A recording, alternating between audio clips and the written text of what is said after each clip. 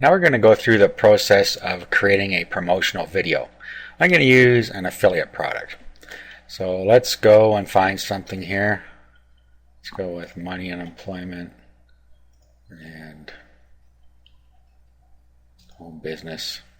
We'll sort by high gravity. This gives us the best-selling products with the lowest refund rates. Okay, let's just click go. Now what we want to do is we want to check out the pitch page. So let's just take the first product here. Okay, so here's the pitch page for ClickBank Pirate. Now what we're going to do is we're going to look through here, and of course we're looking for images that we can use in a promotional video. So the first thing I'm going to want to see is an ebook image or video image or whatever it is, some sort of product image. Okay, so here's one here. So what we're going to do is we're going to save this image. So we'll do a save image as, and then we'll save it to a folder on our desktop. Okay, so ClickBank Pirate, and we'll save that. Okay, so now we have some art that we can use in our video.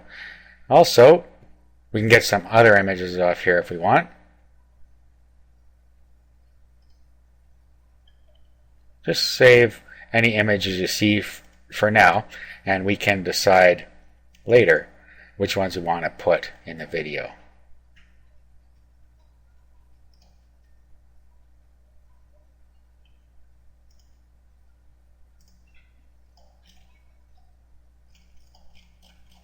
Okay, so let's go through, save pretty much every image on the page, and then we'll sort through them when we go to make our video production. Okay, so I have all my images stored.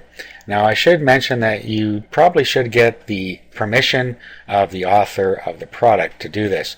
Usually they don't mind as long as you're using it to promote their product, but it's not a bad idea to drop them an email and tell them what you want to do.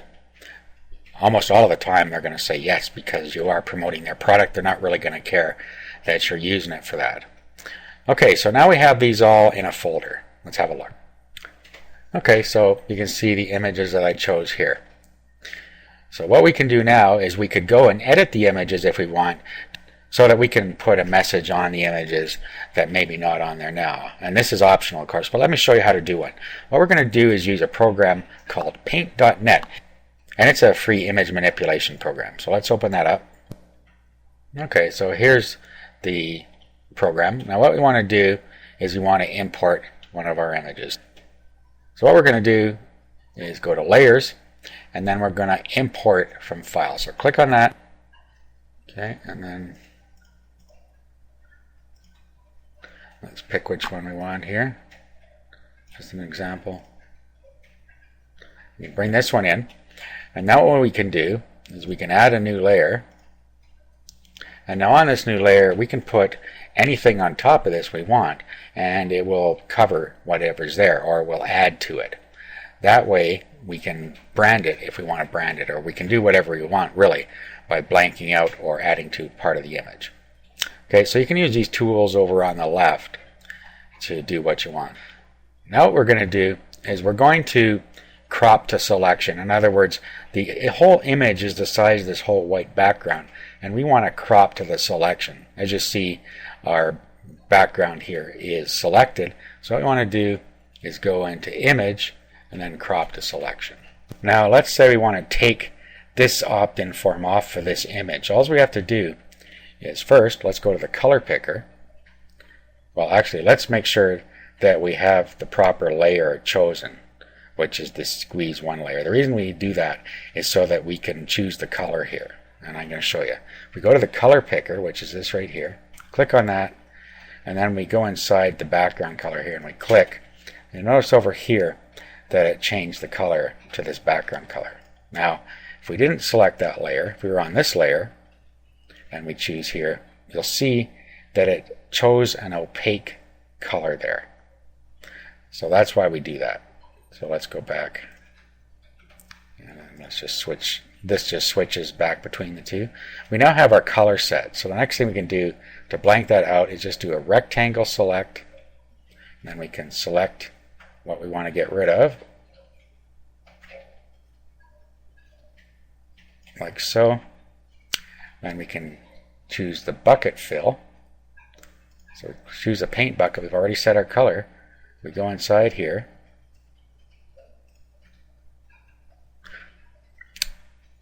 Now we go to the next, we go back to our other layer because we need a new layer to do this. And we just click in there, and then our opt-in form has disappeared. So now we can deselect again. And we have taken the opt-in form off of this particular image, and now we can put our own message in there. So if we wanted to tell them to click a link somewhere, we could tell them that here, whatever message we want. Okay, so let's do that. Let's put a message on here. So we choose the text. Next, we'll choose a color. Let's go with black. And you can expand this to choose other colors. You can choose to set up by RGB values if you want. Or you can pick from the wheel. There's lots of ways to get your color here. Okay, so we're just going to go with black though. Now all we have to do is just click inside here.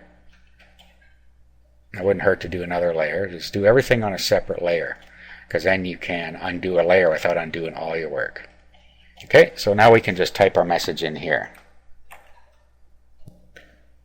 Okay, so say something like that.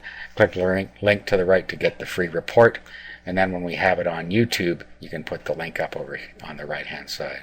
Okay, and you can move it around like this until you have it where you want it.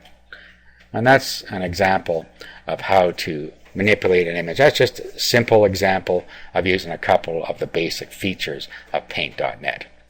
There are excellent tutorials on Paint.net if you want to get into more advanced features as well. Okay, so once we have this, what we can do is we can save it.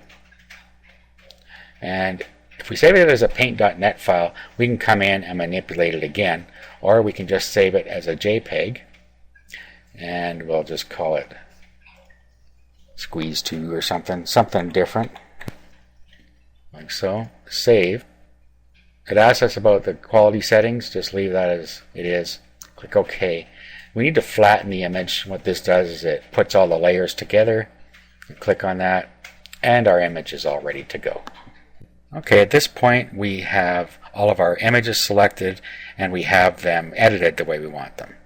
In the next video, we'll just continue with creating the promotional video.